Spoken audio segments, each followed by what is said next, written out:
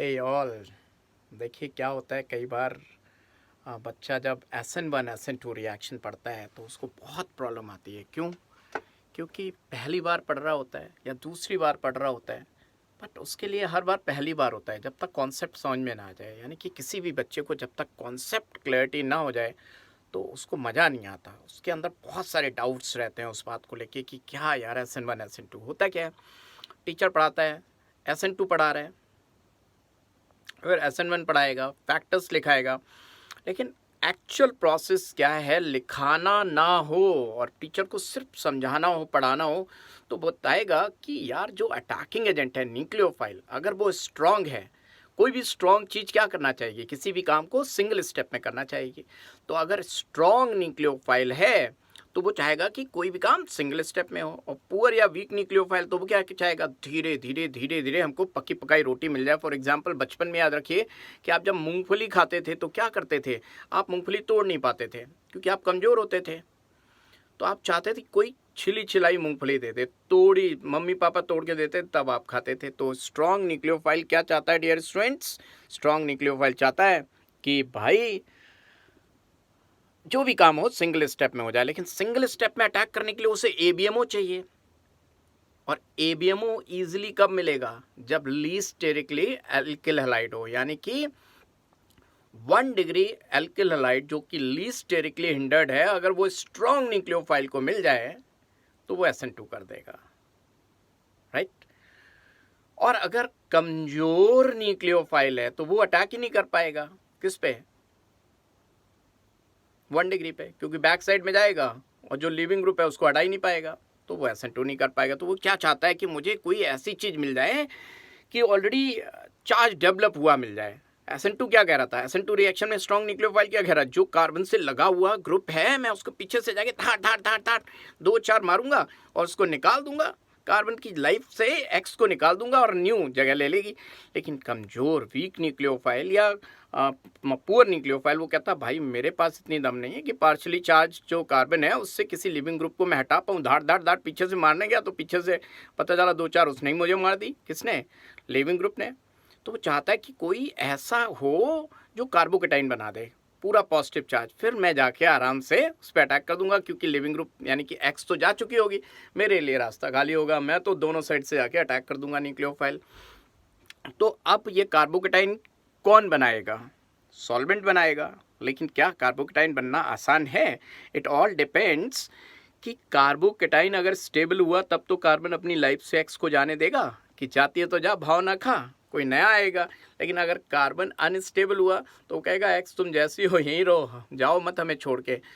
तो it all depends on the stability of carbocation. अगर carbocation stable है तो जो पुअर न्यूक्लियोफाइल है वो सॉल्वोलिसिस हाइड्रोलिसिस के बाद बैक साइड और फ्रंट साइड से दोनों साइड से अटैक कर देगा। क्या इतनी बात क्लियर हो रही है? लेकिन इतनी सिंपल नहीं है।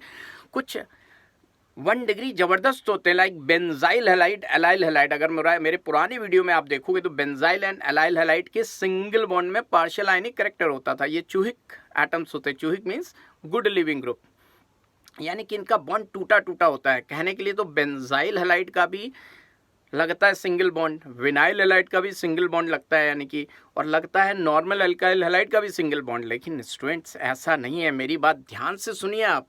जो बेंजाइल एंड एलाइल हैलाइड उनके सिंगल बॉन्ड वास्तव में बॉन्ड है ही नहीं, वो तो उसमें आयनिक करेक्टर में तो टूटा टूटा बॉन्ड है। और जो विनाइल हैलाइड या अराइल हैलाइड है उनके सिंगल बॉन्ड में पार्शियल डबल बॉन्ड करेक्टर है, क्योंकि उनका लोन पेयर रेजोनेंस में पार्टिसिपेट कर रहा है, यानी कि बॉन्ड ऑर्डर 1 से थोड़ा ज़्यादा है। लिखा तो 1 ही बॉन्ड होता है covalent bond, but strong covalent bond है। मेरी बात मानो तो मजबूत है, 1 से ज़्यादा बॉन्ड ऑर्डर है। और जो अभी होता है बेंजाइल हैलाइड उनके सिंगल बॉन्ड में आयनिक करेक्टर आ गया, यानी कि बॉन्ड ऑर्डर उनका 1 से कम है, और नॉर्मल तो नॉर्मल है। तो कौन से 1 डिग्री सबसे जल्दी SN2 शो कर देंगे? बेंजाइल हैलाइड, उसके बाद नॉर्मल, और उसके बाद ये विनाइल या अराइल हैलाइड। इसीलिए मैं बेंजाइल हैलाइड वालों को बोलता हूँ चूहिक बॉन्ड, और विनाइल हैलाइड विनाइल और अराइल तो करेंगे नहीं, क्योंकि उनको मैं बोलता हूँ कैप्टन ऑफ द शिप, वो तो जाते ही नहीं है जल्दी से छोड़ के, ड्रास्टिक कंडीशन में जाते हैं। तो मान लो आपके पास एक बेंजाइल हैलाइड 1 डिग्री है और एक नॉर्मल अल्काइल हैलाइड 1 डिग्री है, तो जल्दी SN2 कौन शो करेगा? बेंजाइल हैलाइड, क्योंकि तो उसका बॉन्ड ही टूटा टूटा है। लेकिन अगर स्ट्रॉन्ग न्यूक्लियोफाइल हुआ तो बेंजाइल एंड अलाइल हैलाइड क्या करेंगे? SN2 reaction.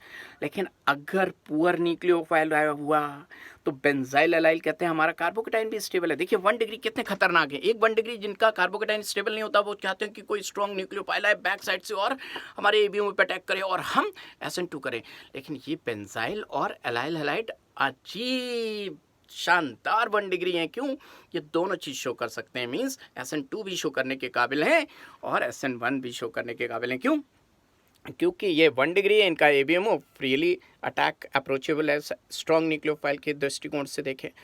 और अगर पुअर न्यूक्लियोफाइल आता है तो ये कार्बोकेटाइन बना देंगे, इनका कार्बोकेटाइन भी स्टेबल है। तो याद रखिएगा बेंजाइल एंड एलाइल हैलाइड दोनों SN2 SN1 शो करने के काबिल हैं। अगर न्यूक्लियोफाइल मेंशन नहीं हो तो बहुत, स्ट्रॉन्ग न्यूक्लियोफाइल मेंशन हो तो सिर्फ और सिर्फ SN2, और पुअर न्यूक्लियोफाइल या वीक न्यूक्लियोफाइल मेंशन हो तो SN1। राइट, इतनी बात समझ में आ रही है। एक नियोपेंटाइल हैलाइड है, 1 डिग्री के नाम पे कलंक है, टू मच स्टेरिकली एंडर्ड, ये दोनों ही बेकार शो करता है। SN2 भी बेकार है, SN1 भी बेकार। अब आते हैं SN1 पे, थोड़ा प्रकाश डालता हूँ। राइट याद रखो कि अगर हमारा न्यूक्लियोफाइल वीक है, पुअर है, लाइक ROH, कई बार तो बच्चा कहता है ROH भी तो RO नेगेटिव देगा, नहीं देगा भैया, कोवलेंट बॉन्ड है, टूटेगा ही नहीं। HOH, कुछ लोग कहते हैं HOH को पानी को OH नेगेटिव मान लेते हैं, ये गलती मत करना।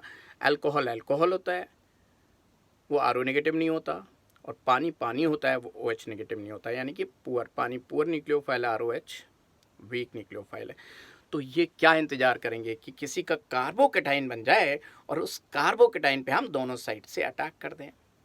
अब कार्बोकेटाइन अपने आप थोड़ी नहीं बन जाएगा, एक तो सॉल्वेंट की पोलैरिटी पे डिपेंड करेगा, ऊपर से जो रिएक्टेंट है उस पर भी तो डिपेंड करेगा। अगर उससे X इलेक्ट्रॉन लेके जा रही है तो क्या उनका कार्बोकेटाइन स्टेबल है? तो कार्बोकेटाइन की स्टेबिलिटी का ऑर्डर मैंने बताया, दे बीबी रहीस। तो डांसिंग रेजोनेंस, एरोमेटिसिटी वाले, रेजोनेंस वाले, अल्फा हाइड्रोजन वाले, ये सब बनाएंगे कार्बोकेटाइन। तो बस SN1 SN2 देखने के लिए तो एक तो मैंने shardi.com बताया, वो देख लो, और समझना है अच्छे से तो ये देखो कि न्यूक्लियोफाइल स्ट्रॉन्ग है। अगर स्ट्रॉन्ग न्यूक्लियोफाइल, देखिए एक से कभी कहते हैं एक हाथ से ताली नहीं बजती, यानी कि सिर्फ रिएजेंट से ताली नहीं बजेगी, न्यूक्लियोफाइल से ताली नहीं बजेगी। स्ट्रॉन्ग न्यूक्लियोफाइल किसकी तलाश में घूमता है? कि कोई कम स्टेरिकली हिंडर्ड वाला मिल जाए, और जिसपे देखो कम स्टेरिकली हिंडर्ड वाले मान लो दो हैं, एक मिथाइल फ्लोराइड है और एक मिथाइल आयोडाइड है, दोनों ही कम स्टेरिकली हिंडर्ड है। लेकिन एक में फ्लोरीन लगा है, एक में क्लोरीन लगा है, तो पीछे से जाके ठोकेगा न्यूक्लियोफाइल। तो फ्लोरीन कह रहा है मेरा तो रिश्ता ही बहुत मजबूत है कार्बन के साथ, हम नहीं चाहेंगे। तो भैया अगर क्लोराइड होगा तो वो इजीली चला जाएगा। तो लिविंग ग्रुप पे भी डिपेंड कर रहा है। अब मान लो किसी में 3-4 कंपाउंड दिए हैं, सब में मिथाइल मिथाइल, एक में फ्लोरीन दिया, एक में क्लोरीन दिया, एक में ब्रोमीन दिया, एक में आयोडीन दिया, और सब में मिथॉक्सी अटैक कर रहा है। तो भैया आयोडाइड वाले में तो एक ठक्कर मारेगा, ठक, आयोडाइड भाग गई, ब्रोमाइड दो कर ठक ठक ठक मारे, ब्रोमाइड भाग गई, क्लोराइड 3-4 में भाग गई, फ्लोरीन जा ही नहीं रही। तो इसका रेट ऑफ रिएक्शन कैसे डिफाइन करेंगे कि iodide is very good living group, than bromide, than chloride and than fluoride. क्या बात समझ में आ रही है? अब मान लो किसी में लिविंग ग्रुप भी सेम हो, एल्काइल भी सेम हो, तो पता चला न्यूक्लियोफाइल चेंज कर दिया, कोई बहुत पावरफुल न्यूक्लियोफाइल एक मारेगा धाड़ भगा देगा, तो जल्दी रिएक्शन हो जाएगी। अच्छा, यहाँ पे बच्चे से गलती क्या होती है? बच्चा पढ़ तो सब लेता है, लेकिन उसके अंदर क्या होता है कि वो यही कंफ्यूज हो जाता है कि लिविंग ग्रुप और न्यूक्लियोफाइल वो दोनों को एक ही मान बैठता है। भैया लिविंग ग्रुप कौन है? जो कार्बन की लाइफ से जा रही है। और न्यूक्लियोफाइल कौन है? जो आ रही है, बॉन्ड बनाएगा जो आके, वो न्यूक्लियोफाइल है, और जो जा रहा है वो लिविंग ग्रुप है। इसमें दिक्कत नहीं होनी चाहिए। अच्छा, 2 डिग्री अल्किल हैलाइड अगर हमारा है तो हमें पता ही 2 डिग्री अल्किल हैलाइड तो हमेशा ही एलिमिनेशन वर्सेस सब्स्टिट्यूशन शो करता है। अब याद रखिएगा 2 डिग्री अल्किल हैलाइड दोनों शो करता है। तो अगर कभी एक ही टिक करने को आ जाए कि एलिमिनेशन ज़्यादा या सब्स्टिट्यूशन, तो NSR का अमाउंट कम होगा एंड एलिमिनेशन का अमाउंट ज़्यादा होगा। 2 डिग्री अल्किल हैलाइड में अगर कोई स्ट्रॉन्ग न्यूक्लियोफाइल आया तो वो न्यूक्लियोफाइल भी है और बेस भी है। भाई नेगेटिव चार्ज को क्या चाहिए? एक अंधे को क्या चाहिए? आंखें। एक एस्पिरेंट, मेडिकल एस्पिरेंट को क्या चाहिए? मेडिकल की सीट, मेडिकल कॉलेज। एक बुके को क्या चाहिए? खाना चाहिए। तो एक नेगेटिव चार्ज जिस पे है उसको क्या चाहिए? उसको अपना चार्ज न्यूट्रलाइज होना चाहिए। न्यूट्रलाइज होने के दो तरीके हैं, एक तो या तो वो कार्बन का हो जाए या वो प्रोटॉन एक्सेप्ट कर ले। अगर उसने जाके अल्किल हैलाइड से प्रोटॉन एक्सेप्ट किया तो दुनिया वाले कहेंगे तूने कौन सा रोल प्ले किया, तूने गले किसको लगाया, प्रोटॉन को, तू बेस है, तू बेस है, तू बेस है। और कार्बन के साथ बॉन्ड बनाया तो दुनिया वाले क्या कहेंगे, ओ तू न्यूक्लियोफाइल है, तूने न्यूक्लियोफाइल का रोल प्ले किया। तो उसको तो दोनों में ही मज़ा आ रहा है, क्योंकि कार्बन का हो जाए तो भी चार्ज न्यूट्रलाइज, प्रोटॉन को अपने पास लिया है तो भी चार्ज न्यूट्रलाइज। तो स्ट्रॉन्ग जो भी करेगा एक स्टेप में करेगा, प्रोटॉन को भी सिंगल स्टेप में लेगा, कार्बन का भी होगा। हज़ारों लाखों मॉलिक्यूल्स होंगे। वो कह रहा हो जैसे नहीं, शादी ब्याह में इतने सारे लोग होते हैं, कोई प्लेट लेता है, सैलेड लेता है, अचार लेता है, खाना पापड़ खाता है, कोई सीधा ही उधर से जाता है कॉफ़ी स्वीट, सब अलग अलग करते हैं। तो हज़ारों लाखों मॉलिक्यूल्स हैं। कोई नेगेटिव चार्ज वाला क्या कर रहा होगा, कार्बन को हो रहा होगा, कोई नेगेटिव चार्ज वाला क्या कर रहा होगा, प्रोटॉन ले रहा होगा। यानी कि सब्सटीट्यूशन एलिमिनेशन दोनों हो रही होंगी सिंगल स्टेप में। तो 2 डिग्री अल्किल को हम क्या बोलेंगे, ए भाई तू E2 भी शो कर रहा है और तू SN2 भी शो कर रहा है। लेकिन एक टिक करना हो तो E2 टिक करना।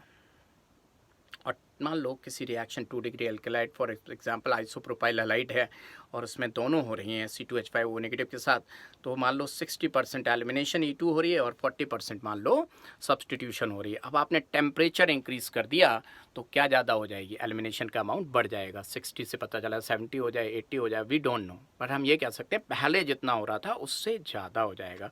टेम्परेचर कोई रिएक्शन कराता नहीं है, SN2E2E2 जो हो रही होती है उसके अमाउंट को इंक्रीज़ कर देगा, और कम कर दोगे टेम्परेचर तो डिक्रीज़ कर देगा। अगर यही मान लो आइसोप्रोपाइल हैलाइड होता और C2H5OH होता तो बेचारा कमज़ोर है, पहले सॉल्वोलिसिस करता, कार्बोकेटाइन बनाता तो फिर दो बातें हो सकती थी, वो ऑक्सीजन कार्बन का हो जाएगा तो न्यूक्लियोफिलिसिटी का रोल प्ले करेगा, प्रोटॉन ले लेगा तो फिर बेस कहेंगे लोग, तो E1 SN1। क्या आप समझ पा रहे हैं?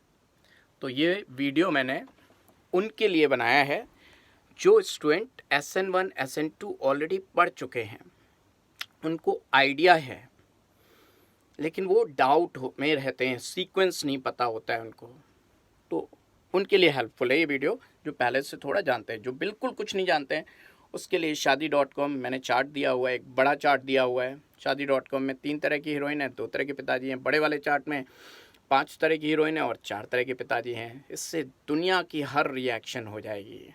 ओके, आपको ये वीडियो कैसा लगा कमेंट्स में बताएं, और क्या चाहिए आगे फर्दर क्विक रिवीजन रिकैप वो बताएं, मैं वहाँ पे आपको फिर से दूसरा वीडियो बना दूंगा। राइट, कैसा लगा, comments, likes and subscribe. Okay, ठीक है, ओके, फैंटास्टिक।